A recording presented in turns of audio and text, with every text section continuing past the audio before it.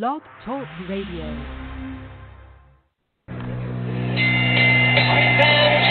we go with the main event of the evening. Ladies and gentlemen in attendance, Mountain fans joining us around the world. It's time for the Matthew Ball we've been waiting for. Finally, it is showtime. Here, man, we dedicate our life to this sport. We do thousands of sit-ups in camp. We run hundreds of miles, for the ones that take it serious. And we just dedicate ourselves fully to our craft, man. We watch tape. We have attitude. We rooting, and we go into that fight just to land on the line.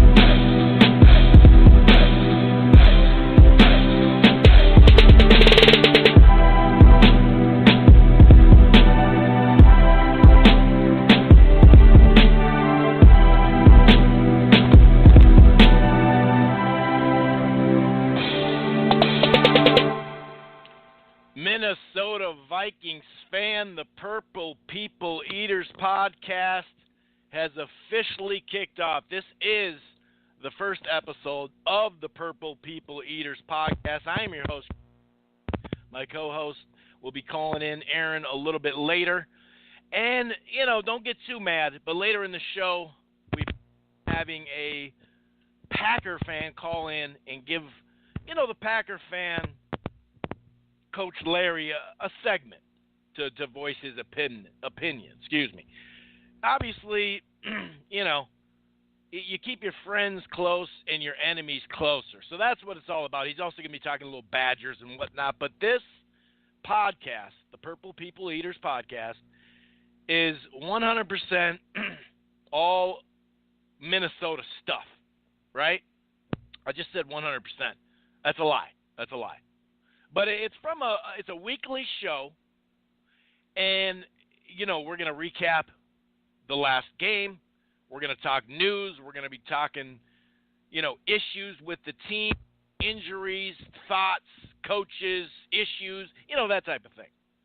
Then we're going to preview and predict the game, coming next week. Now, today's a little bit different because we don't have recap, right? We don't have recap.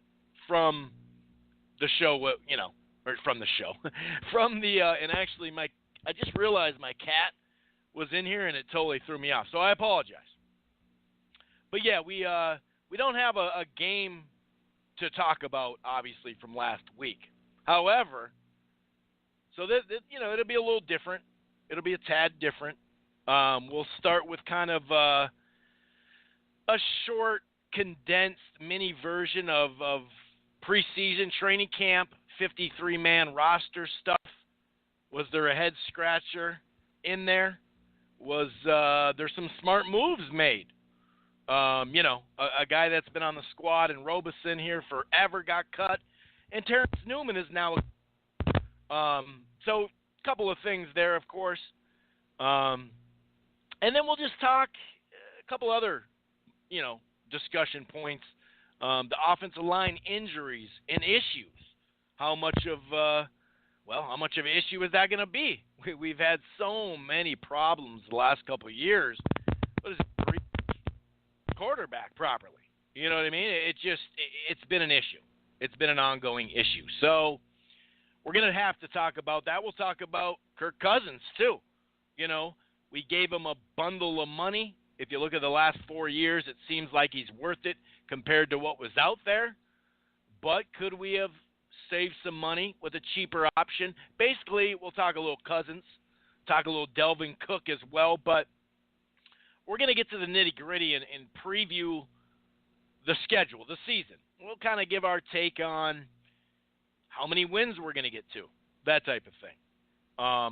Obviously, when you look at the schedule, man, our road games, I think 5 of them, it's just like, wow, especially right away. But overall, our road games are tough, to say the least. And then what we got coming up this week in the San Francisco 49ers, the official Viking season kicks off at high noon this Sunday, 1 o'clock Eastern, 10 o'clock on the West Coast. So basically, we're just going to, give you our viewpoints, our opinions, banter back and forth, and just talk Minnesota football. And by the way, I say Minnesota football, it's a Vikings show.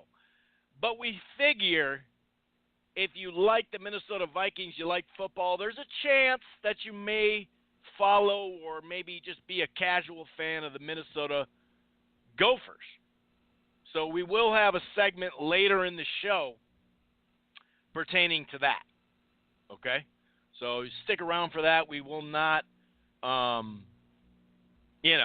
start with that by any stretch. I mean, if they're going nuts and it's a bye week, I can't sit there and say that we won't talk a little bit about that, right? But overall, we're going to talk some Gophers. PJ Fleck, obviously, it kind of works perfect with this show and the first show. Like I said, we don't have a game to recap. However, we do have a game in the Gophers realm to recap and then look forward to Fresno State. So there will be a Gopher football segment in the back end of the show. So Minnesota Vikings fans, you don't have to listen to it right away if you're not a Gopher fan, or you maybe you just don't, I don't blame you, to be honest with you, as far as following it as hardcore as you do the Vikings. So shouldn't be much longer until Aaron calls in to give his takes as well and kind of help me bring us through this. But yeah, so let's get this first episode ever of the Purple People Eaters podcast, and I had to pick that one, didn't I? That's not the easiest thing to say, is it? Anyway, preseason. When you look at preseason, you don't want to go too deep into it. Not just talking about here on the show, but overall. You know what I mean? Overall. You don't want to go too nuts with it. Some of the things can change. Sometimes you have a team just real vanilla.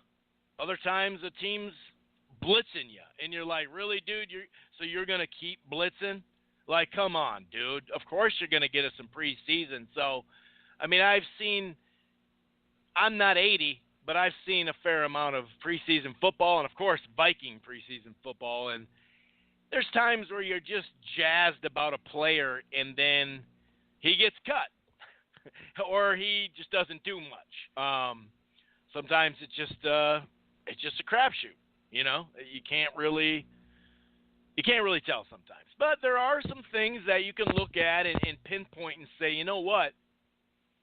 That person can do this. You see, if a guy can catch a ball, he can catch a ball. Especially a tough ball to catch, you know what I mean? Not just your run-of-the-mill catch. But, I'm not going to go game by game. Not going to do it. Not going to go game by game. But just going to give like a brief point of it. I mean, I'm not going to go over what kind of record the Vikes had.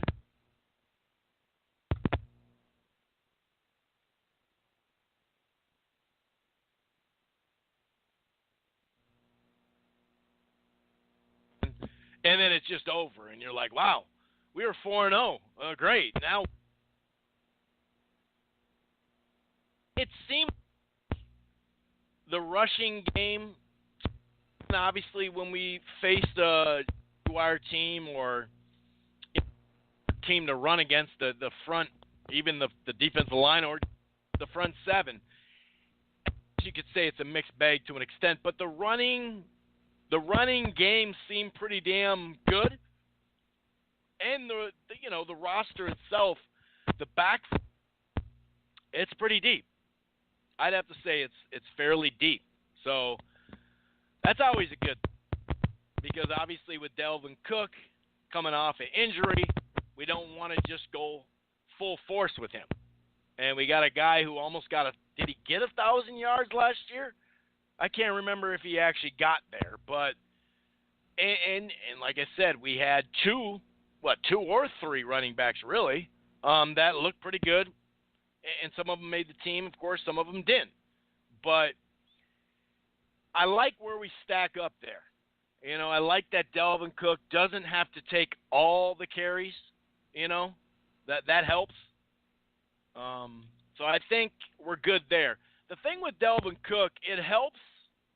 Now, you never want to see a guy tear his ligaments, right? Especially a non-contact. That's stuck in the back of my head. I'm not going to lie.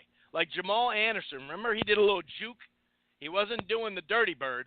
He was about to probably do the dirty bird, but he did a little juke, and that was the end of his career. That juke was the last juke he made at full speed. Now, that's a long time ago. That's the 90s, right? Probably the end of the 90s, early 2000s when he got hurt, Jamal Anderson with Atlanta. But it was a non-contact situation. And so, although technology has come so far, and especially when you got a kind of nose to the ground, grinded out type hard-nosed worker in Cook, it helps.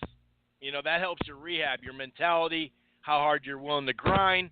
We saw what Adrian Peterson did coming back off of a, ligament tear. So, but my whole point with that is you don't like to see it, but if it's gonna happen, if it happens in September, it's better than it in December. Philadelphia right now, and Wentz, their quarterback, it happened a little bit later, and so I guess basically he's going to have, they say a full year needs to take place before you're feeling good, and then you almost have to have another 6 months, which is usually about a season, to really feel primed. So at least in October, November, December, January, hopefully deep into January, hopefully they'll be in February, but, we're in Loserville, so you can never quite tell. Well, actually, you can. It's not going to happen. But at least he'll be over the hump. And he got in the game just to get hit a couple times. We all held our breath on the second hit when he was down for a little bit. But either way, it's nice that we have backups. We have depth at that position. So, backfield. No doubt about it, and that was probably one of the biggest highlights of the preseason. As far as the passing game, kind of a mixed bag.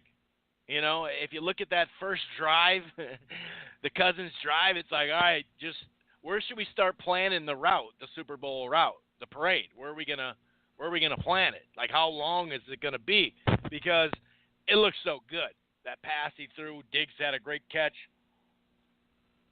You don't want to get lost in that. Now, the next game, it didn't look as good. The offensive line kind of not so good. So the passing game was a mixed bag, but we won't really know how good it is until we start to show most of our stuff, our plays.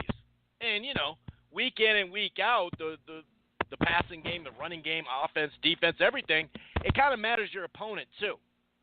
If you can pile up 150, 200 yards of total rushing, you're probably not going to chuck it around 35, 45 times. You know what I mean? So, but it looked good. Depth-wise, it did. Obviously, when we get to the offensive line, that's where we got some issues.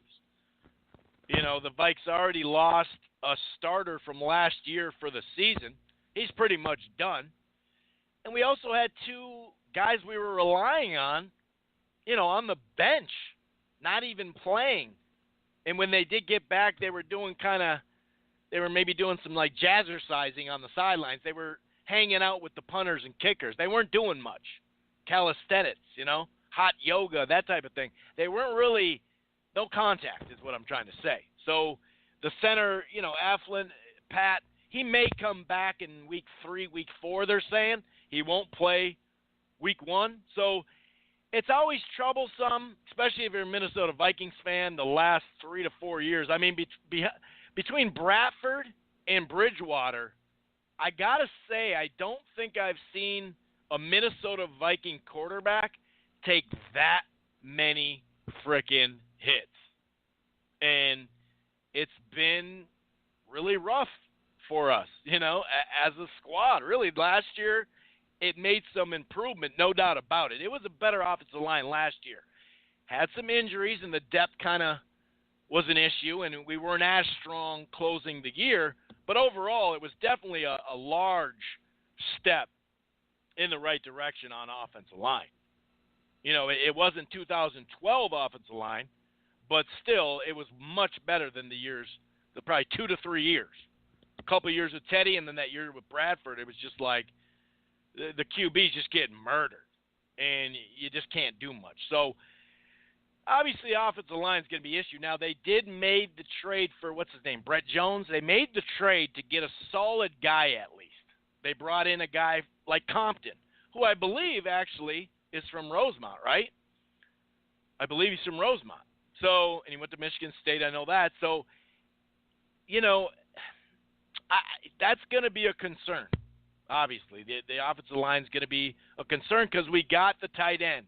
We got 2 wide receivers. We got the backs I just talked about. We got the quarterback. Now we just need that line to play like average to very good. Now, like I said, week in and week out, there's going to be some times where we can't protect because you're going against a nasty. I mean, how many teams can protect and just go off on us for passing when it's the defense, our defense? We make a lot of quarterbacks look like garbage. So you got to keep that in mind. Obviously, another issue has been the kicker, and my last name is Carlson, but I'm not going to go down I'm not going down with this guy just because his last name is Carlson. Obviously, sitting back after they cut the other kicker, first game, it's not even a real game, but it still counts for them. You're like, all right, it seemed a little early. Maybe we could have waited till the end to the 53, roster cut down. But, all right, Carlson, young cat, was in this SEC, the pressure cooker. He'll be fine. That wasn't the case, was it? And now it's like, it really feels like he's money from 50 yards out, but it's just a crapshoot. So we may be feeling the same way. The flashbacks of a couple years back against Seattle at home in the freezing cold. Just rough. So I just kind of blended in a lot of topics. Haven't talked really the 53-man roster stuff as far as Brian Robinson, B-Rob. Should we have kept him? Should we have kept him around? Or should we, cut him, kept him around? Terrence Newman will address. Kendall Wright was a guy we brought in thinking, hey, he could give us a third wide receiver option. Look at his numbers. He doesn't have to be the guy. So, and like I said, for those listening live right now, we do have some Gopher talk. It's like a condensed segment later in the show. We will talk Gopher football. I'm going to go ahead and bring in my buddy Aaron, who's going to work, be with the show, co-host of the show, longtime Vikings fan. Talked actually before we went on air, and it was like we were back in high school in the basement, talking shit, back and forth, talking sports. So I'm going to go ahead and bring in Aaron right now. What's going on, Aaron? How you doing, buddy? I'm good, Chris. How are you? I'm doing really good, and you sounded good. Everything's clear like that, so we're in good shape there. And I kind of just started, before we preview and take a look at the schedule and maybe kind of give our guesstimation of how many W's we'll rack up this year. That road schedule is, it's rough. It's like, what did we do? Is this still for Joe Smith? Is this still for the Joe Smith thing? It's not even the right sport, and we're still getting, payback from that. But I'll tell you what, the home schedule's pretty nice. But we'll get into that later. We'll also break down the Niners game and whatnot a little bit, give our takes on that. But as far as preseason goes, running game, pass game, offensive line, cornerbacks was another one we kind of eyed. Before we get into the cuts and our opinions on the 53-man roster, just kind of give us a nutshell of what you got out of preseason. Now, obviously, we can't look into it too far because we made the mistake, especially when we were younger, saying, dude, this rookie we got, oh, my God, he's going to, and then all of a sudden he doesn't make the squad. You know what I mean? So it's weird. Sometimes it really sticks with preseason. Other times it's like, Where's that guy? We cut that guy? What happened? So overall, kind of, what's your thoughts on preseason? I think overall, by the way, Chris, nice show. I've been listening as you've been talking. It's kind of a mixed bag, I think, with preseason because we don't really have a general idea. I mean, there weren't a lot of spots available to make the roster this year. I know you mentioned Kendall Wright, which I thought, when we signed him, he had a good chance to make the roster. But then all of a sudden, Cousins fell in love with Treadwell, and off we go. So, hopefully he has a better season. And the receiver pool is very deep. It's good to see that they got a hold of Chad Beebe. I didn't think he was going to make it through the waivers, but I thought Belichick was going to grab him. He's the kind of slot receiver they have in that Danny Amendola type of short guy who can get in the crease and knows how to play in the zones. I think defensively we're pretty set. I thought signing Holton Hill was a very good move. I didn't know much about him coming out of college, but he's a 6'2" corner that can run and move. I thought that was a really good addition to the squad. I thought also the kicking problem, we could talk for hours about that situation here in Minnesota, but, I think you give that kid a chance to go out there and fail a little bit, get his head right. Now he's not scared about missing 2 kicks. He's already done it. He knows the sky's not going to fall in on him. So, maybe he'll give him a little shot of confidence to make the next 20, 30 kicks, I hope. And hopefully, I don't care if he misses 23 of 35, as long as he makes the ones that count.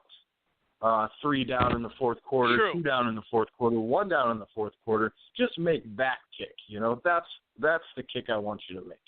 I thought I was really surprised by the. He's got the name going for him, Aaron. So he's got the name at least. You know what I mean? Well, Although yeah, I may be changing my name at the end of the season with this Carlson kid. Who knows? Or, we'll just bring Forbath back. He's picked up any work. Likes to hit the crossbars, that guy.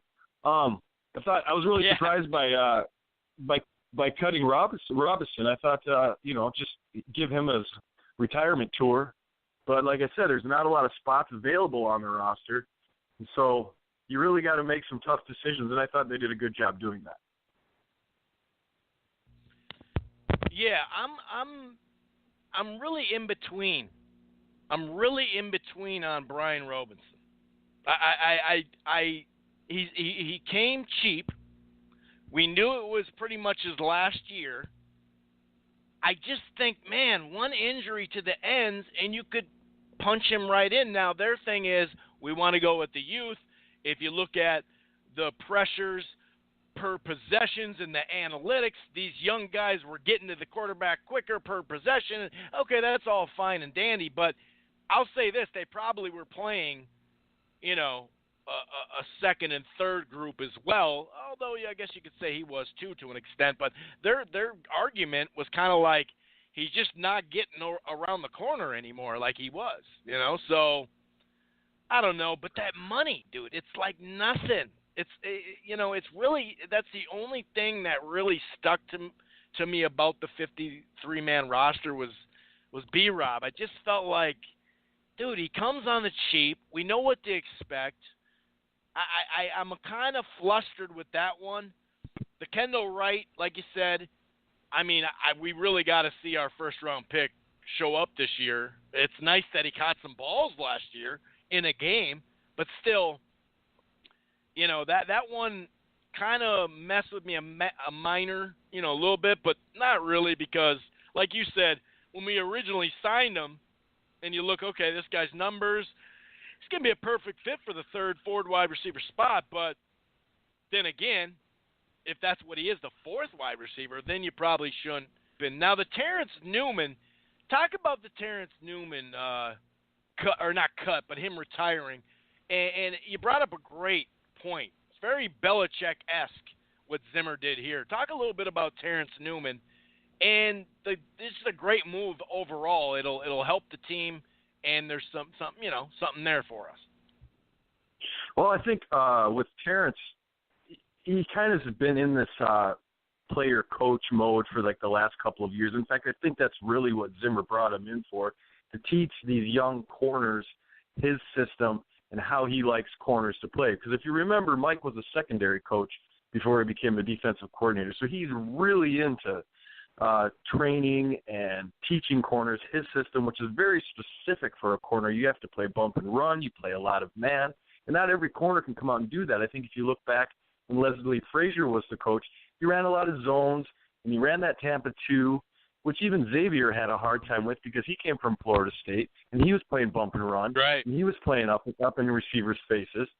And then you put him in a zone, and he struggles because, he's used to getting on someone's hip and taking them, So I think that Newman was doing that, and so it made it really easy for them. I won't say easy. It made it an appropriate move to move him into a coaching situation. Therefore, keeping him around, he stays in shape. The man's always stayed in shape. I think if you can play cornerback in the NFL at 40 years old, that's saying something. And I think it also gives them roster flexibility. He's sort of on the roster. I mean, let's say you lose Mike Hughes, ACL, knock on wood, or something happens, unforeseen with your young corners and your depth. It's not too much of a thing to bring him back up on the active roster and use him later in the season. So I think what it was I'm not going to say sneaky. I just think it was a very unique way to keep him involved in the team, also sort of on the roster, allow you to perhaps have even more depth at that position.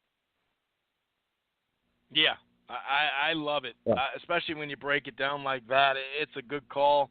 Do you have any worries in the back of your head about the young man from Florida State, Dalvin Cook, based off of the non-contact way he went down? That always sticks to me a little bit. Yes, technology's come a long way.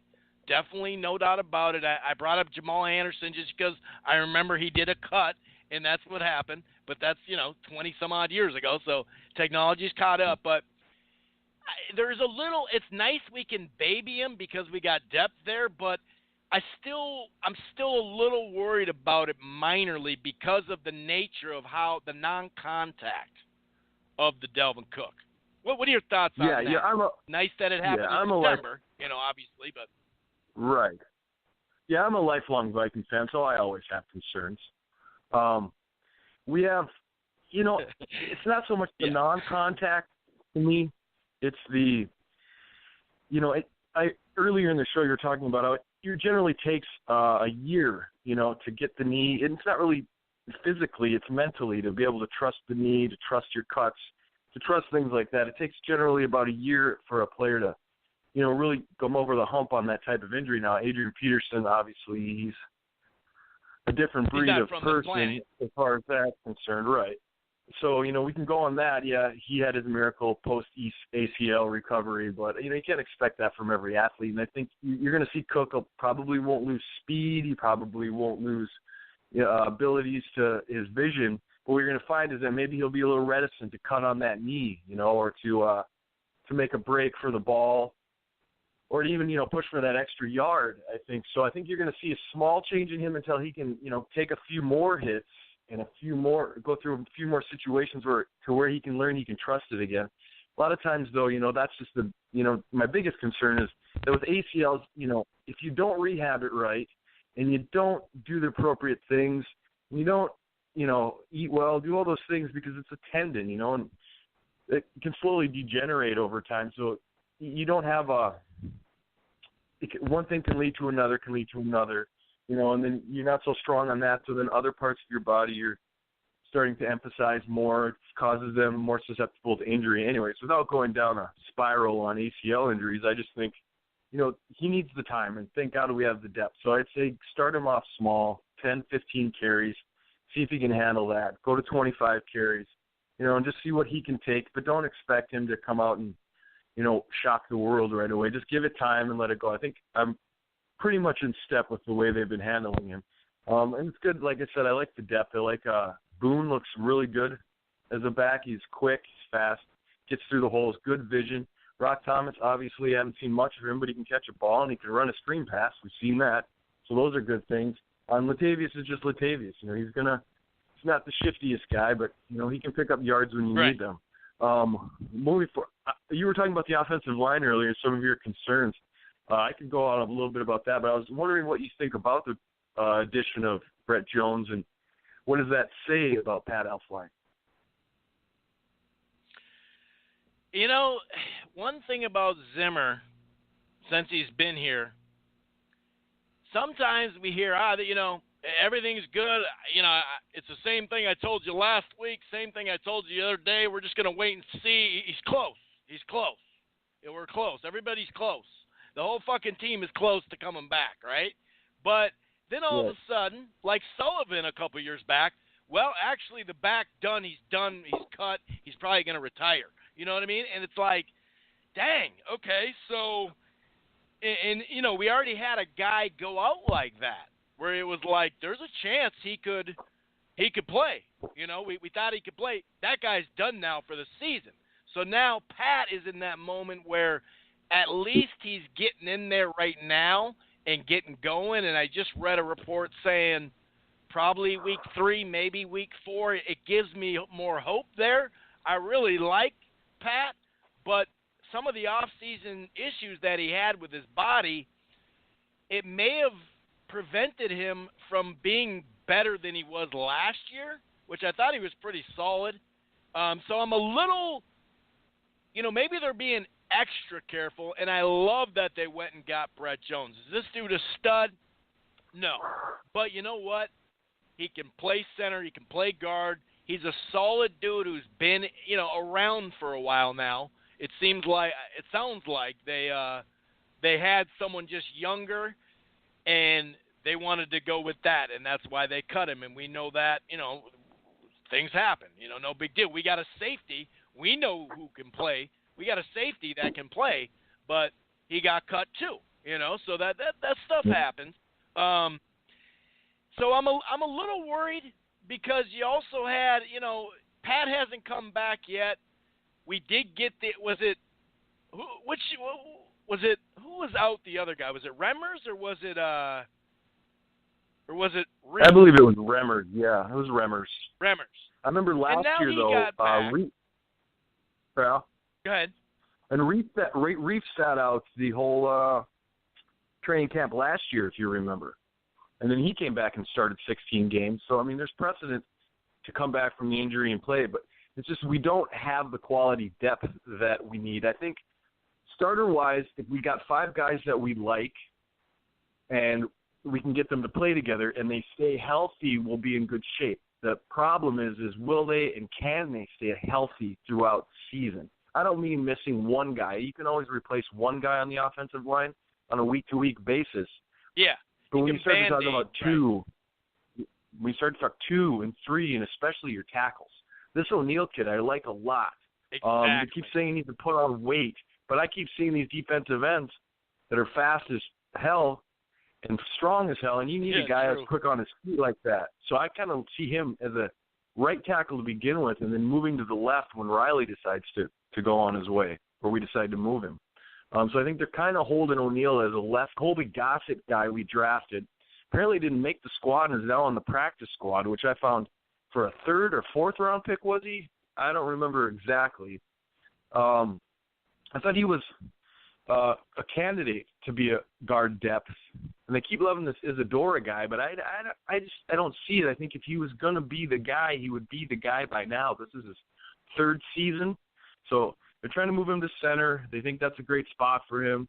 We'll see. My concerns for the line, like I said, are not that bad if they can stay healthy. But if we start losing them, then we could be in some trouble because we know offensively, if your guys are on the offensive line aren't, then that's just, that's the domino effect. And you could lose Cousins. You could lose more members of the line. You could lose running backs. And then it doesn't really matter about Diggs and Thielen because you've got no one to throw to them and you're not moving the chains, and that's an issue. We'll talk about George Ialoka a little bit, maybe what we can do with him in the scheme. What do you think about that? Also, you were talking earlier about Robinson, and we were discussing that, and I thought, maybe that's a place where they see Anthony Barr coming in. If you remember, Robinson was going to the outside and then into the inside of the 3 technique as a rusher. I think maybe that's a good spot for Barr, being kind of a Swiss Army knife pass rusher, coming off the edge if you need more speed, or working inside if you need a guy with a little more wiggle. So then what do you think about maybe Barr filling in that spot for Robinson, and then what can we do with Iloka maybe running 3 safeties, maybe Iloka as a linebacker safety hybrid? What are your thoughts on that? Yeah, that's what it sounds like. That's what it sounds like that they're going to do, like that hybrid specialist type. You see that in college a lot. Sometimes you recruit off of that. You say, hey, we got this position. You're a tweener? Well, we got a position for you. I like that. The fact that, I don't have a problem with Sendejo. He's pretty good. He does kind of remind me of a guy that likes to light you up, though. You know what I mean? And you're like, well, you wrapping up or you lighting up? Yeah, he's exactly. just good enough, You said it. Yeah. He's that's it. He's just good enough. But I like a guy to wrap up, not light you up. Light you up if you make the tackle, great. That's fun. Get on ESPN. However, I need you to wrap up. And that's always been a big thing. Or he just misses, where he just go for the big hit and misses. So I think they're going to hybrid him. And I think in about 4 to 6 weeks, I wouldn't doubt if he's just a starter. Barr, I want to see Barr after the quarterback more like the first 2 years. I know that they're kind of throwing him around and having him grow, and he's inconsistent. But, man, when he's on, and he's not like crazy inconsistent. It's not like where'd you go for 4 games, Barr, nothing like that. Just maybe a little inconsistent, but we're also not asking him to do what he was doing a lot in the first 2 seasons. And so, yeah, I agree with that. And that is a good point about Robinson on 3rd down, too, because it was like, hey, first of all, we got to have Hunter in the game. And second of all, yeah, maybe we will have a lighter guy with more quickness on 3rd down. Barr would be perfect for that. I'm sure we got, a couple other guys for that. But however, whatever it takes Barr getting after the quarterback more, I'm all for. I'm 100% for it. So I agree with you. I agree with that. I agree with that. Just for Barr, here's the dilemma as I see it. Is if you give him this rush capability and he exceeds, like let's say he stops the run and gets upwards of 10 sacks, now we got to pay him for that. The last few years, we've had him as a contained linebacker. That's so true. Excuse me? Yeah. And that's so and true, we've had him as it's like, don't get too many sacks there, Barr. Right. Oh, shit. And that's why I thought I didn't even think about that. Maybe signing him early before you put him in this spot would have been a more prudent thing to do. It's almost like, okay, Anthony, we're turning you loose. Anthony's a freak athlete. You want to turn him loose in a scheme like that, you're going to have to pay the man. And so, it's kind of, cutting off your nose to spite your face. And it just seemed, they made a lot of great moves. Obviously, we talked a little earlier about what we think about Kendricks as being just an instinctive, and he just makes that middle linebacker look easy, And it's not easy being a middle linebacker. Yeah. So, and he's smooth. He can cover. He never really takes big hits. He doesn't really give out big hits, but he always makes the tackle. If every interception he's had, which is 2, he's returned for touchdowns. So he's definitely worth the money we paid him. Just, we signed him early, too. And this guy's led his rookie year, I think Kendricks led the team in tackles. And so, we've got that going. I know Zimmer said that he wasn't really happy with our linebacker depth. And I thought maybe that had something to do with bringing in Iloka as well. Gideon is the 3rd linebacker, works in a run package. But, we're in nickel. And we play so much nickel, 65. too. Yeah, exactly. Yeah. Yep. So, paying him's not going to be an issue. But you put Barr, and I see, if you put him at a rush spot and let him get to the quarterback, that's 15 sacks, and that's upper echelon money. So, are you basically saying we're going to get one good year out of Anthony and then let him go? Is that basically what we're saying here with Anthony Barr? will he be happy that we let the reins off and he'll take a couple percentage points? I'm not saying a hometown discount, but maybe he'll be like, this is what I've been talking about, Zim. Let me go. I'll meet you halfway on the money then maybe. Yeah, that's true, though. I'll cut the shit out of my – I don't want to smell again if we can win the Super Bowl. I'll cut the shit out of my nose. I was just going to say that that's a good Super Bowl cures all wounds, you know. If you can win that, you know, let's say he has 3 sacks and he's Super Bowl MVP, I mean, it's a whole different story here. But let's talk about Cousins. Let's talk about Cousins a little bit. What's best case scenario for you with Cousins, and what's worst case scenario for you with Cousins? Just to wrap up defense, Sheldon Richardson is going to be like a college level Florida State, Miami. Those defensive lines, obviously Alabama has it now, and Clemson has a crazy, off the topic but not really, crazy defensive line. Sheldon Richardson is going to go off. I really believe that. But anyway, Cousins, it's a tough one because the one thing we've wanted for so frickin' long was a starting quarterback that we can rely on and give him a deal. That's what we've needed. We've tried Ponder. We've tried T-Jack. We've tried everybody in the book. Hey, Bridgeford, I like where he was headed. Got hurt. Bradford's always hurt. Otherwise, he would have been our starter. Like, we've always – and we don't even talk about when Denny was here. Every year, every 2 years. Now, I give him credit because he the offensive tick no matter who was in there. But still, you need that guy. And if you look at the last 4 years, he's right around a top 5, top 10. Stats, he's top 5, but I got to say the other stuff too. So I'll say right around a top 10 quarterback, and that's what we've needed him. And is there a cheaper option out there? No doubt about it. There was. But I was. His name was Case Keenum. I was happy. His name was Case Keenum, and Case was starting to show his signs though down the line. I mean, he got bailed out by some great catches. But you're right. And ultimately, we won't know till we see this. And we were talking off air that guarantee money either looks great and he'll sign long term because we did that for him, or it's going to look real garbage if he's bad. You know, like real bad. And the pressure's on.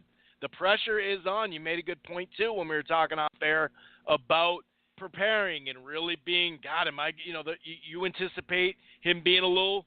The nerves messing with him in game 1. We talked about how crazy that place will be with the skull chant and the horn and just the fire flames and the damn the boat. Like, dude, the ship. Like, it's gonna be pretty intense. And you know what I mean? I don't know. Yeah. But I like it.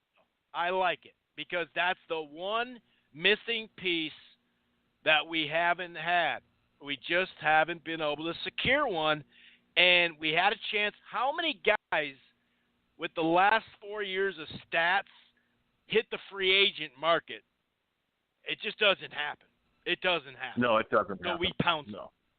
We pounced on him. And he's going to re-sign here if things go even very good because we gave him guaranteed fucking money. You know what I mean? He's already said, hey, that's huge for me. So I'm glad we did it.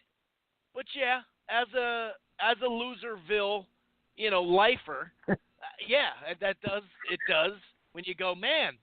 Okay, that's if we played him $20 million less in year 3, we could have Barr re-signed, and you start to go, well, we can keep him, we could get that free agent, So you go, damn, it better work out. But on paper, it seems like he was the guy to get instead of drafting again. Want to keep drafting, you know what I mean? Oh, God. I do know what you mean. With our draft. Yeah, right? Yeah, how many more? Christian Ponder. Yeah, exactly. Oh, God.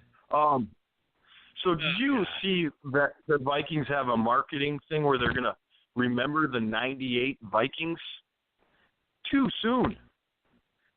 I mean, like come on. Like the first 7 games, I'm all for it. we can remember the first 7 games, as long as it includes, Sure. and Coach Larry's on the line right now, as long as it includes Monday Night Football against the Pack with Moss, first season. Sorry, Larry, I had to bring it up. You're a lifer with the Badgers and the Packers, but yeah, if that's all they want to talk about, those first 7 games, I'm all for it. But yeah, I don't really want to live that one anymore. No. I mean, come on. I haven't heard that. Well, I suppose it's 2018. Oh no, there you go. 20-year anniversary. It's 20 years since then. Holy 20 shit! Years. They got T-shirts. They're having I think after the first game, they're gonna walk out all the old players from '98. I mean, come on. Do we really need to see this? I mean, the T-shirts aren't saying Gary Anderson. They're not Gary Anderson T-shirts. They're, do you remember? We're still living with that trauma. I mean, if it wasn't for the Minneapolis Miracle, we'd have another trauma. And you're talking about the cold game where they brought out Bud Grant and minus 50 degree weather and just to miss a kick at the end. So who's Larry? I haven't met Larry. Hi, Larry. Well, he's not on just yet, but we're gonna go to him. I was bringing up that Monday night, so I had to kind of give my apologies to him. But no, I mean, I bet you Robert Smith will start walking on the field and then go out of bounds like 7 times too. But he was going to be a fucking doctor. Right. Yeah, exactly. All his injuries on the sidelines, just get the fuck out of the. But when we don't want him to go out of bounds, then he goes out of bounds. You know what I mean? That guy, he was going to be a doctor, remember? He was so smart. Yep. He was going to be a doctor. Yep. He's so smart, but the guy can't figure out not to run out of fucking bounds with 6 minutes left. All right, but we're not bitter. God. We're not bitter. We're not holding on to that at all. We're not. No, at least we're not bitter. No. Yeah. It's I'm bleeding over here. The wound just opened. Right. You're talking about Moss on the Green Bay game. Yeah, that was amazing. Did you see, obviously you saw the first game last year where Bradford was just slinging ropes out there against the best Saints? Game ever that was another great performance. And then he couldn't play best after game that. ever as a pro, I believe. I believe that was his best game ever as a pro. And then can't play after that. That's rough. Yep, it's done. Then he's just done. Just done. Yep. Minnesota Vikings. Before we get into looking at the schedule and kind of giving our guesstimations of how many W's are going to be in the left column, and then before we actually break down the San Francisco game, we're going to go ahead and bring in Larry, Coach Larry. Now listen, there's the old saying, you keep your friends close and your enemies closer, okay? So boxing Twitter, college football Twitter, football, but just baseball. He's big on baseball too. We've kind of just known each other this way. We're on opposite sides of the football, but we're okay with that. We found a middle ground. So we're going to have, because there's so many transplants here anyway. Shit, I worked at a Packer bar for a long time for a while. Well, I know all about the transplants here. There's a lot of Green Bay Packer fans here. And so we're going to give them some love. We're going to have a Green Bay Packer / Badger segment for my guy Larry. I'm going to go ahead and bring him in. What's going on, Larry? How you doing, buddy? Good, man. How's it going, guys? It's going good, man. It's going good. The first show of the Purple People Eaters podcast. But we got to bring in some love. We got to bring in some love from the other side, the Packer side. One thing, Larry, that I want to say right away. So I told you I worked at a Herkimer for a long time at a Packer bar, right?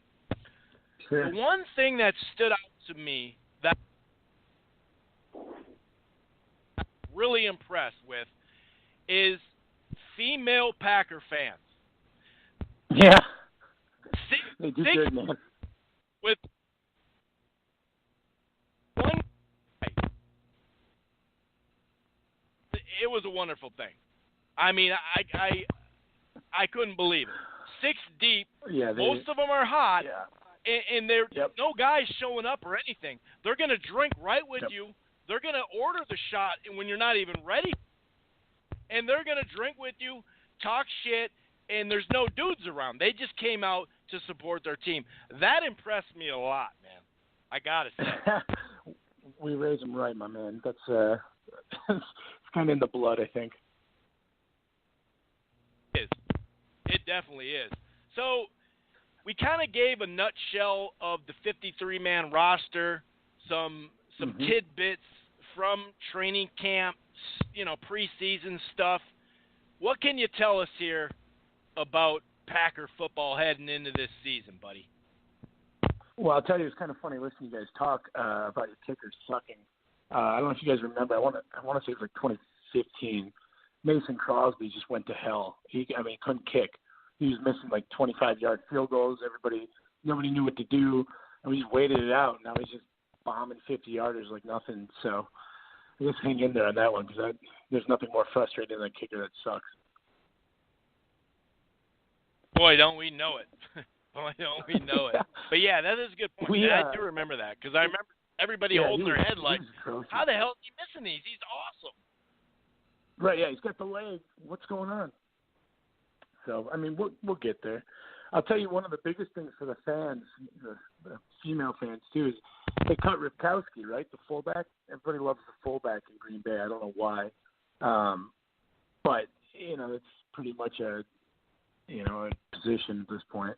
But they cut him, and people are pretty pissed off about it. It's not going to hurt the team at all, but, that's the one people talk about. I don't know if that one's so surprising, but you see them cut Vince Beagle, and, he's not the best player in the world, but it was surprising. And then you figured they'd replace him with a vet, somebody with some experience, something like that. They just didn't. We're sitting pretty thin at a lot of positions right now, and I think a lot of Packer fans are, they're playing the Aaron Rodgers card at this point. Well, he's back. We're all right, and boy, I don't know. This roster is looking pretty bizarre if you look at it. What'd you feel about Jordy? What was your thoughts about Jordy leaving? Because that was obviously a hot topic in the offseason, too. Was he just old and overpriced, that was a big one. Or did you want to keep him? He was overpriced for what he was doing, right? He lost the step. He's not the deep threat, so what is he, right? You don't pay those guys the same. It's one of the things where Rodgers is so good. Do you keep a guy to appease him? I don't know. I would think you don't, so I think we probably did the right thing there. But definitely, it pissed a lot of people off. He's probably one of the top-selling jerseys, especially with checks, dude. Yeah, I bet. Check. Jordy Nelson, my God. Just the way he stretched the field. That guy just so many big freaking plays every game. Right, and then we're running the ball, and, everything comes from that. But, it's funny when you mention that because, you look at the roster, we carried 8 wide receivers and 4 tight ends. It's like 23% of your roster. Like, it's ridiculous. That's crazy. So, yeah, one of them's on IR, so whatever. But so we have 7 wide receivers, and you get the feeling where it's like, they're like, we got to give Rodgers some fucking tools. Like, maybe one of these guys will work. And they're just, like, waiting it out or something, hoping somebody steps up. But, because of that, we've got nothing for depth on the offensive line. We've got nothing for depth at linebacker. To be fair, our linebackers are awful anyway. Maybe not awful, but you got Nick Perry, who's probably a good linebacker. I wouldn't say he's much more than that. Clay Matthews, if he doesn't sack the quarterback, is worthless. We're an injury away from a guy named Tyler starting. That's not good. No, it doesn't sound that good. Well, that's the one thing I noticed. How did it feel? And I'm not trying to be a dick, but how did it feel not making the playoffs for the first time in about 10 years? What was that like? I'll tell you, it was nice not writing that check. Yeah, right. It was a little weird. You're like, wow, I got more money in my account, huh? I wonder. Right. What can I do with this, right? I'm not saving it. Right. Yeah, it's a weird. It was kind of It was almost like we died when he got hurt, though. So nothing really, like, hurt after that because we're like, oh, it's over. And then, Hundley came in, and you guys saw that. So I don't really want to go into that. Hey. Yeah, I won't do that to you. I won't do that to you. God bless Seattle. I don't know why they took him. It's all right, man. Go for it. Yeah, it's all you. You go for it. Yeah, knock it out. So week 1. Yeah. What is Bears. it? The Bears? Who is it? The Bears. Yep. Bears. The Bears making moves. At home. They're trying to be like the Golden State Warriors. Okay, maybe I won't go that far. They're like the Yankees when they weren't winning, but they kept adding talent. That when they weren't winning, but they kept throwing talent. That seems what the Bears are doing right now. Just keep throwing it on the wall, dude. Right. Yeah, it's interesting. I don't think Khalil Mack's the difference maker or anything like that, but he might have been the most important guy we could have got. With the lack of depth and talent. The Bears are shaping up to be a classic Bears team, aren't they? Though they're going to have a shit quarterback. Don't convince me he's anything else. We all know he sucks. He's going to suck. Great they're going to run the ball well. They're going to be able to throw it to their back, and then they're going to have a good defense. I mean, that's the same Bears we've been watching for 30 years. Intense size. That linebacker with intense eyes. They should go up the close-up, just like Singletary. Right. Yeah, dude, that's funny. You're Looks right, like dude. I didn't even think about it like that. This is prime Bears. I love how they're built now that I think about it. That is a good point. Yeah. I mean, this is the team we've seen. So, who knows? It's one of those things where really I think people are really optimistic because we're getting Rodgers back. People are happy, and everybody's saying, oh, well, yeah, we win every game. It's like, well, I honestly, I don't know. I see us as like a 9-7 team. I think we can make the playoffs. We're playing the NFC East this year, right? Or the AFC East, I should say. So I think that means we're at what? We get the Jets, we get the Bills. I mean, those are games that both the Vikings and the Packers should win. So we're going to get some freebies, so to speak, even though obviously it doesn't work that way. But, right. Yeah, it's going to be interesting to see how we play out because Minnesota, you guys are stacked on defense. And you guys have studs at every level of the defense. You got Hunter, you got Barr, you got Harrison Smith. I mean, every level there's a Pro Bowler there. We don't have any. Right. So the optimism is nice, and obviously Rodgers is a Hall of Fame talent. But 100%. Yeah. But actual substance, I don't know what we're looking at. It's kind of like, if they always say if you have two quarterbacks, you don't have one. Well, if you have 8 fucking receivers, like I don't know what we're doing. Yeah, that is interesting. So at the Rams, at New England, at Seattle. So it's just a tad. It's a tough schedule. It's probably just a tad thinner than ours, but it's right there. Yeah. It's pretty damn tough. Yeah. So how do you feel at you home? gotta, Chicago, the Bears at home. What's your thoughts on this game? I think we win it. I do. I think I said it before. I think Trubisky sucks. I just don't think he's that good. Can they win the game? Sure. Their defense is good. I think they could do some things, but I think Rodgers' first game back, I think he's going to be ready to go. I think we're going to make plays. Plus, I don't know if you saw it, but in the preseason he was 2 for 4, so pretty indicative of a huge season, I think.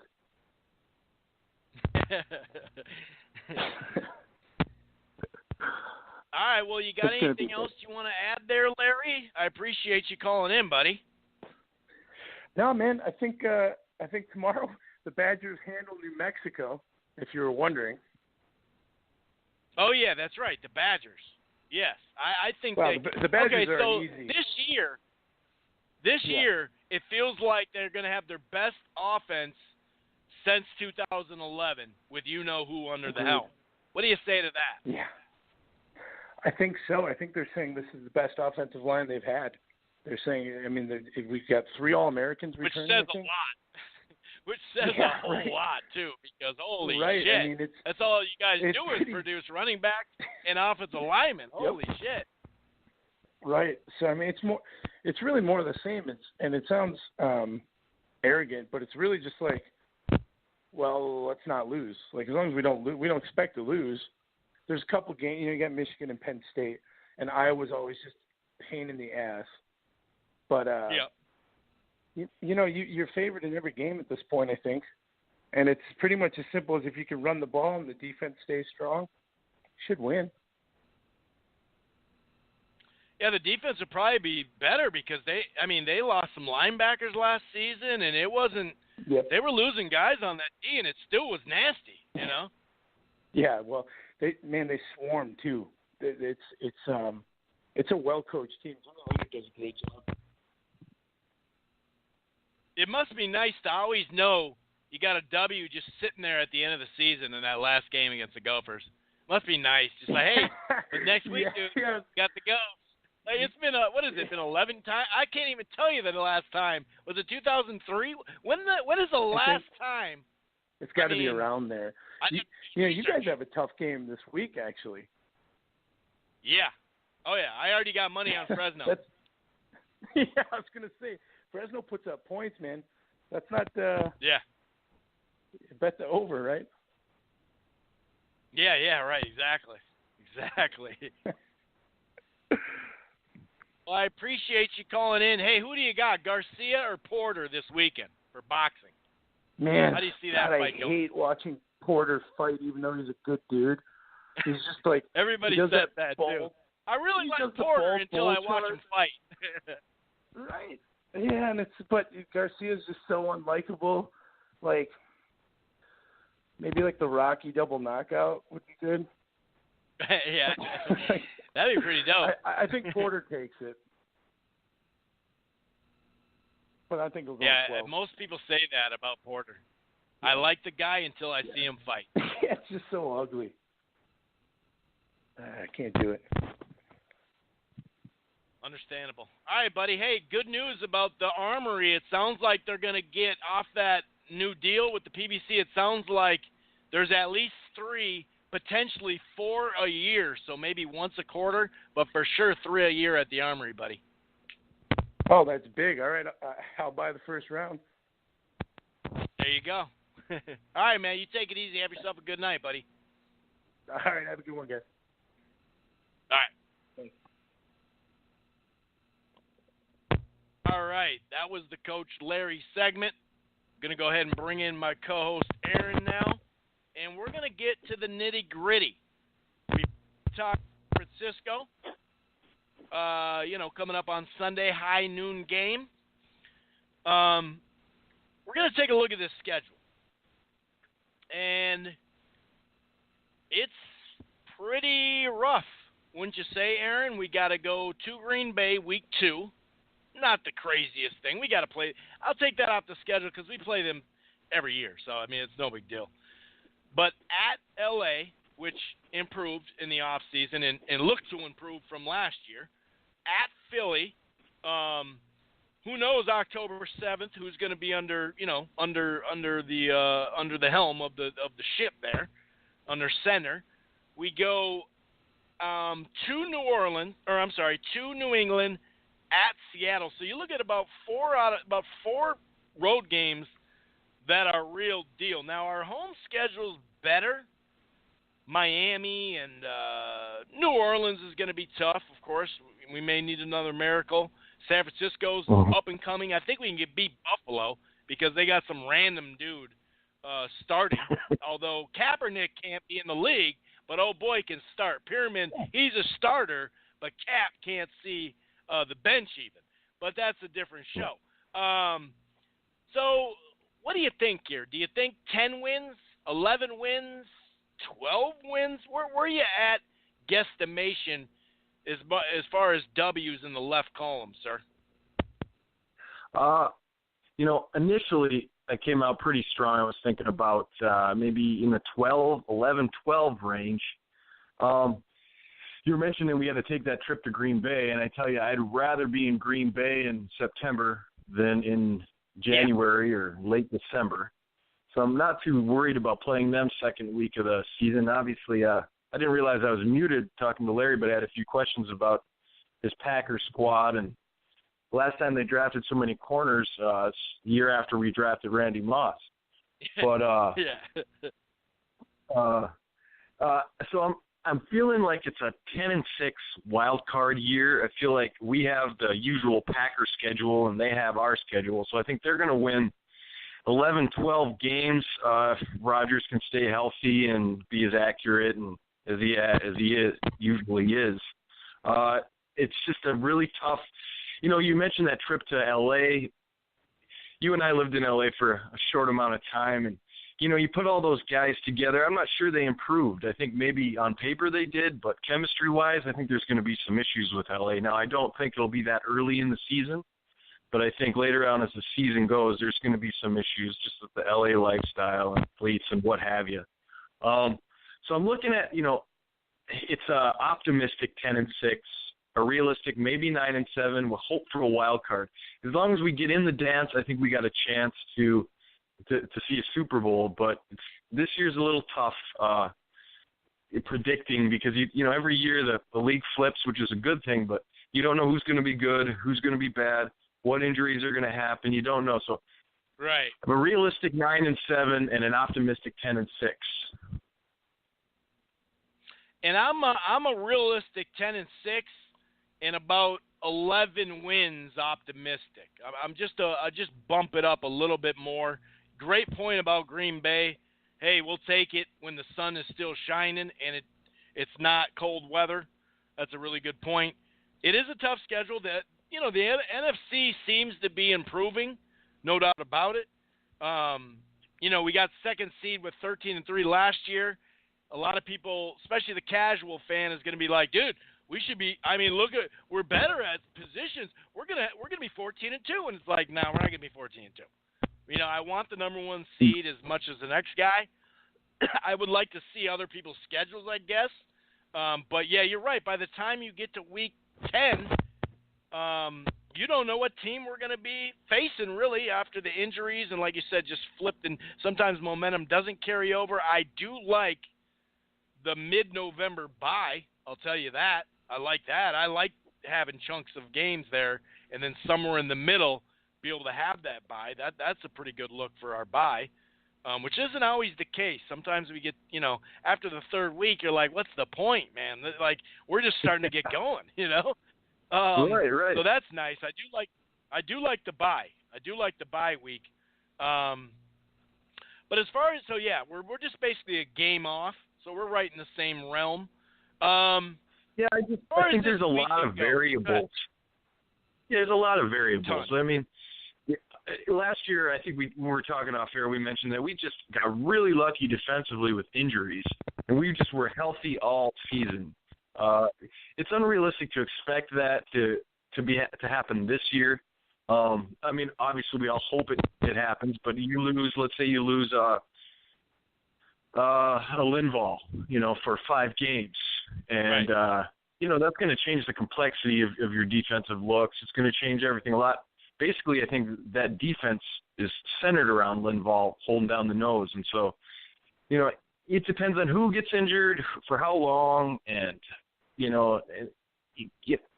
offensively, we've always kind of been in flux, so I'm not really worried about the offense. So we'll make it work somehow. I mean, every year it's something, so you lose a guy or there'll be a patchwork. But, but I don't mind winning 17-15. I don't, that's fine. Nope. As long as we can keep this scheme in. We've got a lot of depth, so I'm not so worried. I just think, as the war of attrition goes, you got to hope that you come up on the better end of that deal.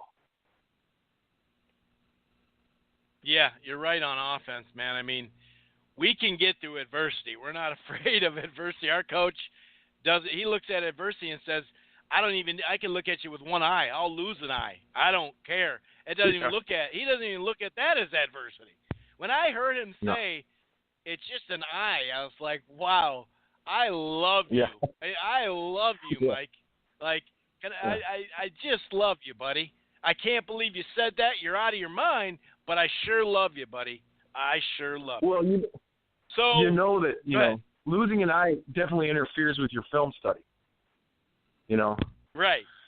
This guy Well, did they not got like fake to have eyes it. for He did that. not like his. Yeah, he did not like his film study interrupted at all. I mean, that was the biggest annoyance about almost losing vision in one eye.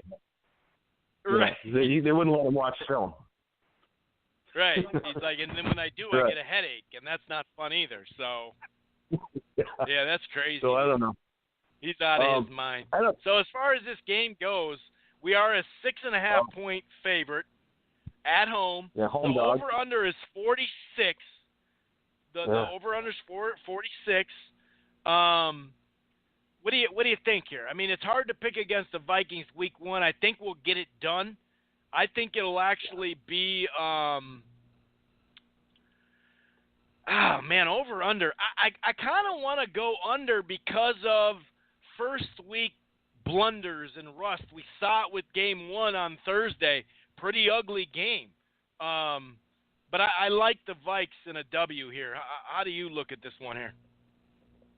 I'm with you. I like the Vikes in the W as well. I think you're right about the under. I think that, everything's new, and now San Francisco lost their running back, old Jet. So I think, they're going to be in flux a little bit. Our biggest precedent on defense is stopping the run, which I don't think that's going to be too much of a problem with these guys. And if we can stop the run, I'm not worried about Garoppolo passing much with our defensive backs and our linebackers. I think we'll be fine there. So I really feel like it's going to go one of two ways, and I'm going to go towards the latter. I think the one way it could go would be a blowout. We win 34-7, 34-7. I just don't see that. It's possible. San Francisco comes in and lays an egg. So I'm thinking we're looking at, 24-21 game, something like that. Vikings win. I think that first quarter is going to be ugly offensively for us, but I think we've got guys that can can fight through that. Diggsy will pop something, or Thielen will grab something. We'll be all right. So I'm saying I'm going to go 24-21 Vikings. Yeah, I'm going to go about 23-17 or something like that, 23-20. We do have a history under Zimmer, as much as I love him, to come out real flat. Remember last year, 2-2. We were 2-2. Yep. It's crazy. We were 13-3. Yep. We were 2-2.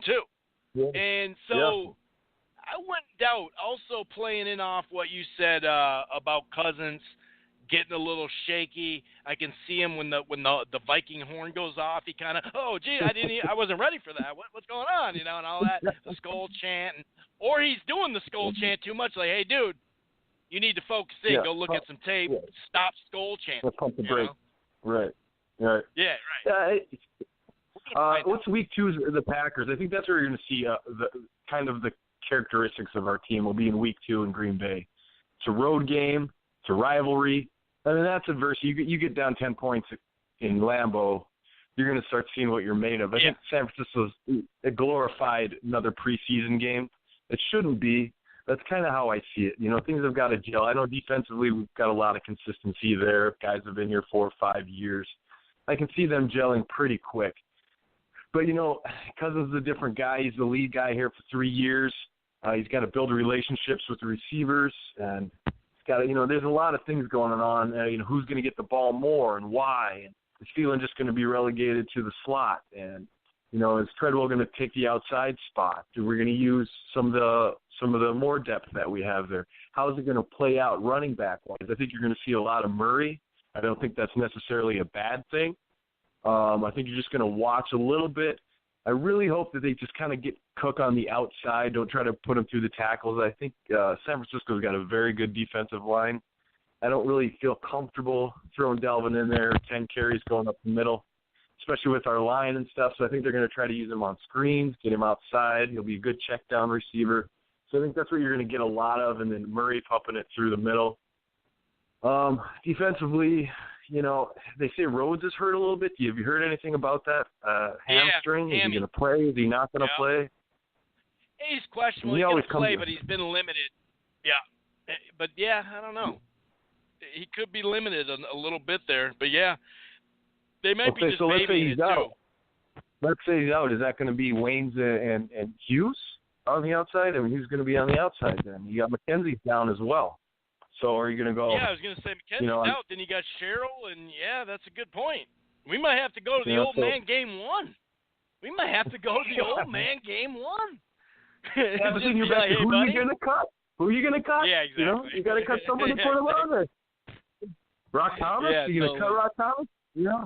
So I don't know. Well, you know what?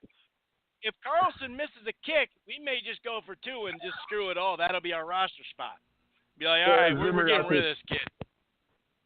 Just have Zimmer come out there and punt it to the crowd. Yeah, yeah, exactly. We're at the 35. Just did you love how Zimmer handled that with Carlson missing those two kicks? He's like, you know, hey, you're not gonna make the field goal. We're gonna go for two. Yeah. We'll just fantastic, go for two. Man. I love that guy. We're going for two in preseason. You know what I mean? Like, you let him think about that. I'm putting the pressure on you here, dude. It's August. There's a lot of pressure still. We're going for two. Yep. You can practice against the net. Go hug it. Go hug it like OBJ. You know, go do whatever you want with the net and go kick the thing in the net. But we're going to go for two. That's fantastic, man. And then, God, you know, he's still got to be injured from that Blair Walsh miss, man. I mean, he had that game wrapped up. We had Russell Wilson in the freezing cold. We got up and 22 or 23-yard field goal. I mean, I bet that just sticks in his mind. He'll probably never settle in on a kicker that he likes, you know? Seriously. And I don't blame him. No, I don't blame him. So that about wraps up the Vikings talk. We are going to do a short Gopher football segment. We figure if you're a Minnesota Vikings fan, and you're listening to the podcast, you're probably a hardcore fan. So you're probably a football fan. So we're going to cover the Gophers throughout the season on a weekly basis as well. It'll be late in the show because after all, it is called the Purple People Eaters podcast, Minnesota Vikings, on a weekly basis. So that'll be our main focus. But we're Minnesota boys, so this is what we're going to talk about. Now, obviously, PJ Fleck has come in here with all his code language. He's got his own language. A lot of it is elite. The one thing about him, though, he can recruit his ass off. And from a casual fan perspective, what I've heard, like through the grapevine on Twitter, at the bar, random places, you know, and it is true on the surface until you dig. You don't even really got to dig deep. You know, you just got to dig for worms. It's going to be right there. And you know, with Brewster, people are like, yeah, but remember Brewster had that top 25 class and he couldn't do anything. Oh, that one? Well, hold on now. Yeah, that first of all, that one class. And second of all, he was a tight ends coach. He wasn't someplace for 5 years and turned around the program. And when faced against the big boys, they either won or kept it close in a lot of games. So it's night and day. Now they have that over the top energy in the get the chili hot, you know, and all that stuff. They got that. Gopher Nation. They're fake as hell when it comes to that. Gopher Nation. They got that stuff, but it's night and day because the guy's already been a head coach, and he turned his program that was suffering into a quality program. So he was messing with 1-2s and a potential 3-star, turn him into draftees in the first 5 rounds. So the guy already showed he can produce. So PJ Fleck, you know, guys like us and Aaron, me and Aaron, we love Fleck right now. When we heard that, we're like, oh my God, it's a young coach. We gave him some money. He's perfect fit in Minnesota, really, if you think about it. And I'm just excited. I'm really excited. Now, as far as week 1, we got tested for about 18 minutes. Then it was like a 31-0 run. Zach Annexted, the true freshman walk-on, which is a little misleading in the sense of the guy went to a great prep academy and battled at quarterback when they're saying he probably shouldn't have. And then he started late in the process, recruiting process I'm speaking of, he got Illinois. He started getting some D1 offers from a little bit, or at least some looks. They started giving him looks, and we jumped on him, and he jumped on us. And, you know, by next year, if not this year, he's going to be a scholarship player. That I can guarantee. But I'll say this. You know, he fumbled, that weird fumble, whatever, but to me, Annexstad, he looked, I mean, he's got that 6'3", 215 true freshman, so he's got the look. He looks the part, Aaron. He looked pretty good, man, and I'll tell you what, the wide receiver group, you know, we got Winfield Jr., we got Barber, we got Smith, we got Coughlin, we got some veterans that are there that'll lead and produce, no doubt about it. But when you look at the wide receiver group, just even right now, and some of the catches they made, whether they got their foot in bounce or not, you can already see it's a little different. What'd you take out of week one? And I'll tell you what, man, Fresno State, Larry said it, they can score points. It's, I think last I checked, it was like a 2.5-point underdog, and that's with the 3 points you get being at home. So it's about a 50-50 game. It's going to be a tough game, but what'd you see week one? What do you see in PJ Fleck? PJ, I'm just going to call him Elite, the elite coach we got there. Yeah. What do you see so far? He's only been here about a year and a half, but you can see it. You can see it. You got to look to the details, but you can see it. Bateman, I mean, Johnson improving. Like, you can just see it. I couldn't agree more. You know, you covered a lot of ground on that. It was an elite introduction into the Gophers, but I think you nailed it at the end there. It's the details, the small things. You're starting to see a recruiting class on top of another recruiting class. You're starting to see players that look like Big Ten players. You're starting to see his culture, quote unquote, and also just in general, you know, it's building. You know, he's got his guys in polo shirts. You know, there's something going on there now. You know, I'm tentative a little bit. Week one, they came out, you know, and Annex said, yeah, he looks the part. I was always a Morgan guy. I watched a couple practices, and he's the shorter kind of, you know, I see like a Drew Brees kind of guy. I know that's a terrible comparison. You don't like to make comparisons, but, you know, I see that kind of guy, accurate as all get out. He just can't make the long, deep, you know, you can't throw that ball yet. I think he will in time. I think what you're going to find now with this redshirt rule is going to be very creative. Is it possible that he's going to burn up 3 games on Annexstad just to get Tanner a little bit more motivated, a little bit more ready, you know, take a little bit off his plate, and then put Annexstad back on redshirt, give us another year with Annexstad, throw Morgan in for some games. I think, PJ, you're going to see a lot of creativity with that new redshirt rule. Which I really, you know, you can play your freshmen now. You can play them up to 4 games. That's incredible, you know, and they still get that redshirt year, which is that's huge. That is so I think you can do I love it. You can do a lot of different new things with that. The receivers, you're right. They're guys that can actually catch. It's not Isaac Frichte, you know. It's nothing against Isaac, but it's a different breed of guy, you know. And this Bateman kid looks good, you know. Johnson looks like he's improving every year. He'll be a draft pick.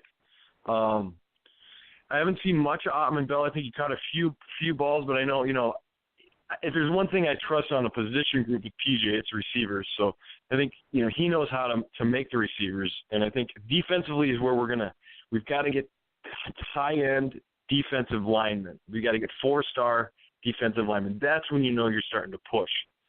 We get the linemen. Around the area, we can get offensive linemen. They're everywhere. Yeah. So we need to get those defensive linemen, the kind that, dare I say, Clemson and those guys are getting.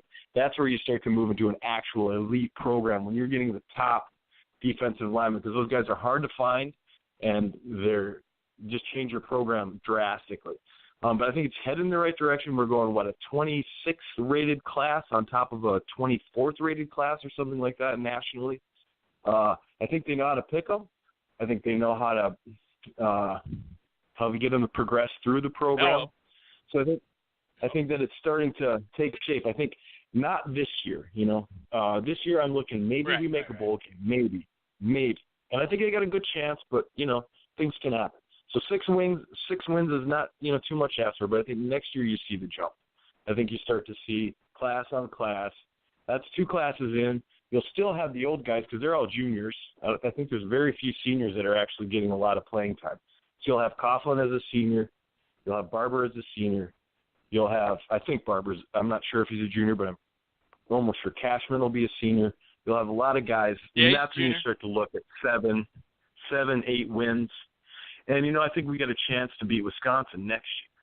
So we just have to, you know, like, God, I hate to say it, but you just have to row the boat, stay patient, work at it, you know, keep chip away at the block, and it'll break eventually. But imagine that. Are you ready for a top 20 Gopher? It's not really a rush to maturity. It's really not a rush to maturity like his slogan is. We're not in a rush this year. I think it's a rush.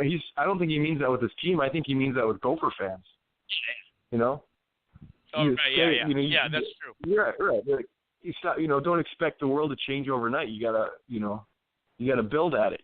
But what are you gonna feel like with a legitimate top 20 Gopher team? I mean, what's that gonna feel like? We have no idea. We've had some, you know, 21, 23, 25. We got a taste of it a handful of years ago when we had a chance to beat Wisconsin to go to the Big Ten title game like 3 years ago, and boy, did it feel good. Boy, did it feel good. Oh, yeah, my gosh. I remember at half, up 17-10, I was in Vegas, and I went and took a piss, and I was on top of the world. It's like, dude, this is going to happen. We're going to beat the Badgers in fucking Camp Randall, and we're going to the conference final. I agree though about Morgan. I did think Tanner Morgan. I don't know if he's going to do the conspiracy theory. Although it's a good theory, I do like where you're going with it. I'm not sure if that's what he's up to. I guess it makes sense the way you put it. Yeah, I don't know if it's so much of a conspiracy. He's always said these guys need playing time, right? And now you have a chance. He's not – Annexstad isn't even on scholarship. So you give him an unscholarship redshirt year with 4 games played going into the next year as a true freshman. That is smart. And I think that's what PJ has done. He's made those kind of moves throughout building this thing. And I think if you can get 4 games out of Zach, play him, and if he doesn't light the world on fire, that's fine. If he does, you keep playing him. If he doesn't, you go, okay. I see. 4 games. I didn't know there was a trap door in there. Up.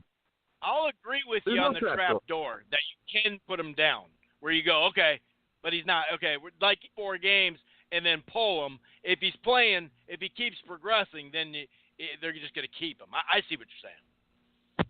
Yeah. I agree with that. Good possibility. Right. I mean, you'd be a fool to pull him just for another year, you know. But you got to play Morgan too, and that's my point. And if Zach's lighting the world on fire, Morgan's not going to get any time, and you got to play him. You got to see what he's got. And I just see this as kind of year 0.2, you know, where he's going to mess around. He's got to see what he has, you know, going forward. And so, if it were me, I would seriously think about that. I would say, okay, I've got a chance to, you know, take 2 guys here, play them for an extended amount of time, let them see how it goes. Still got a chance to win 6 games and get a bowl. Fresno, let's talk about Fresno. I haven't seen much of Fresno. I don't know much about them. Apparently, they're out of the Mountain West, and they put up a lot of points. You go with, I guess you got to go with the favorite here. I feel like the Gophers are going to win that, and that's just nothing but a gut feeling. I feel like they're going to keep it close. They're going to run the football. They're going to eat the clock. And I think they're going to keep it close. I think if we can run the ball and just run the ball, we got a good chance to beat these guys. You know, it's the same old story. Jerry Kill made a living out of it. You know, you eat the clock, you pound the rock, and, you know, you hope that at the end you get a chance to win it. And I see that's what we're doing here. We got Rodney Smith, an improving young line. I just feel like that's what you do. You know, you just run the rock and eat the clock. That's how I see it going. So I've seen a low-scoring game, probably in the teens and 20s. But I got a feeling we're going to win, and then people are going to get overexcited about that win. But I really feel like we're going to win this one. That's my gut feel. What do you got? As far as Fresno goes, oh man, what's all of a sudden? Oh yeah, there we go. That was weird. Okay, as far as Fresno, they did get to 10 wins last year. They had a nice win over Boise State, a pretty solid program in Wyoming. They got beat by Alabama and Washington. Not a big, they play the big boys a lot. Now they turned around and lost a week later, but it was only 17-14 in that Mountain West Conference title game. So they can put up points. They have a fair amount. I mean, they have right around 8 starters coming back on offense, 15 overall potentially. I'm actually going with that. I write a prediction article weekly, and this is one of my upsets of the week. It's a minor upset, but I think Fresno's actually going to come in here and get the job done. And if they do win, the Gophers, I'll be impressed. I won't be what you said, though. Like you said, I could see people really all of a sudden, oh, wow, this is it, dude. So what bowl are we going to go to then? Okay, so how close to New Year's will it be, the bowl? You're like, well, hold on, dude. New Year's Day bowl. Calm Should I down. get my tickets now? Yeah, right. Yeah, exactly. I'll book them. That's fine. So I think good old Jeff Tedford, who was great at system quarterbacks. The only quarterback that made it was Rodgers, and he needed 3 years to chill. If he wouldn't have had those 3 years, he may have came in still with that system, in his blood, so to speak, and some of the techniques that didn't necessarily measure well or transfer well to the pros out of that system at Cal. He just had a lot of good quarterbacks, but then they wouldn't do shit beyond, the guy who's going to the Hall of Fame. So that's how I look at it. But I do agree with you on Tanner Morgan as far as playing time. And either way, he has said they're going to play, either way. So I would like to get him some playing time. And just piggybacking off of that before we get out of here, that redshirt rule. And for those who don't know, you get 4 years. Well, you get 4 years. But you get 4 redshirt years. I like it. Yeah. That's a hell of a development. But you get 4 games. And that is huge. It's something that, is really a handful of plays in the early games, I should say, and then that was it. It's not like you burnt them by playing them one play, but yeah, it was a lot more strict. And perfect example, let's say mid-season, we're in the huntish, right? Maybe for 8 wins, let's say, right? We're in the hunt for 8 wins. You can play Shannon Brooks 4 games, and you get to choose I forgot. the game. And he's a guy that was going to redshirt this year because of injury, and it really is nice to split those 2 up this year and next year. I think it was kind of a blessing in disguise, but now it's a real blessing in disguise because he's going to be ready to play this year, and we get to pick when he plays. So I think that'll be really helpful because we have so many damn freshmen that it's really helpful to get a taste of them on special teams and whatnot, and then we can make wait a little bit longer to make sure you're going to redshirt them, and you can always pull the red shirt, as we know. Maybe Zach will have that happen to him, but that about wraps up the show. Do you have any last words there, sir? No, I think it's a good time talking to you. It's always good to talk Minnesota sports. It's the good and the bad, and try to focus on the good, I guess. But no, it's a great time, man, and I appreciate it. Can't wait to come back. Definitely appreciate it. As always, we'll be back. Aaron and Chris here on the Purple People Eaters podcast. And one thing real quick, if this is the first time you're listening to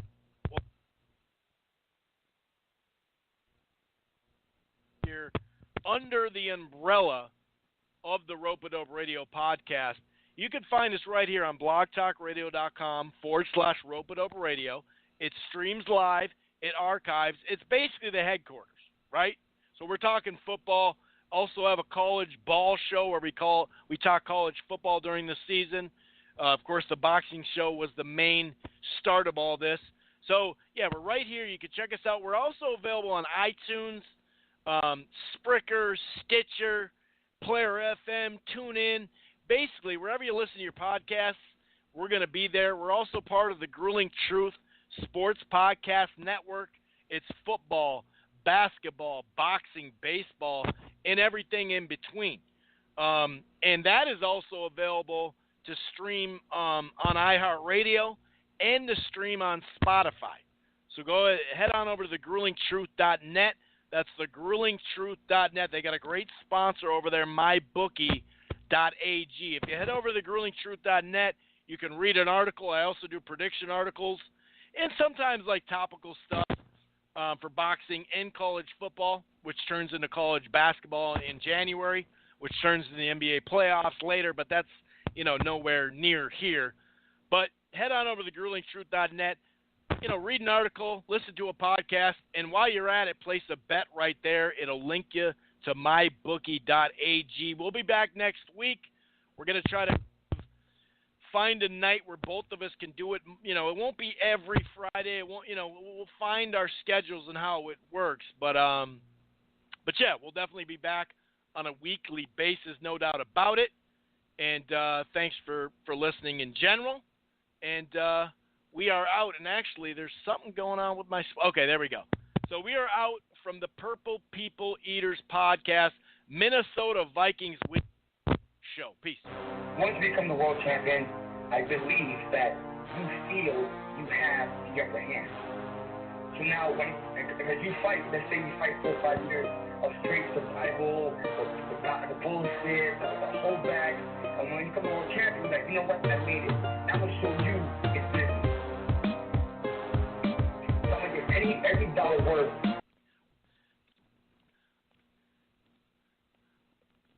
I'm here with the Reverend Daniel Hendrickson, president of Creighton University, which was ranked the #1 Midwest Regional University by U.S. News & World Report for the 15th straight year. Tell us why. Well, Creighton offers an academically rigorous education in arts and sciences, in business, in health professions, and law, and we are so dedicated to the spiritual, personal, and professional growth of each member of the Creighton community. Creighton also continues to be a leader among U.S. Catholic and private institutions for the number of Goldwater scholars. Learn more about all of the university's academic programs at creighton.edu.